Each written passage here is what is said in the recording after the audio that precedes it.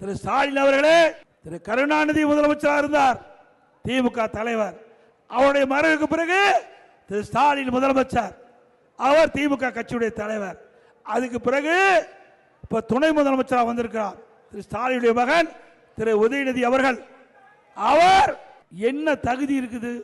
திமுக ஆளே இல்லையா? எப்பொழுது பார்த்தாலும் பேசுவார் ஸ்டாலின். எமர்ஜென்சியில மிசா சட்டத்தில் பள்ளிக்கும் பாம்புக்கும் இடையில எங்களை எல்லாம் சிறையிலே அடைத்தார் என்று. அப்படி துணை முதலமைச்சர் ஜெயிலுக்கு போனாரா? திமுக எத்தனை பேர் இருக்கிறாங்க ஜெயிலுக்கு போனவங்க? எத்தனை பேர் உழைத்து இருக்கிறாங்க? அவருக்கெல்லாம் துணை முதலமைச்சர் பதவி கிடைக்கல.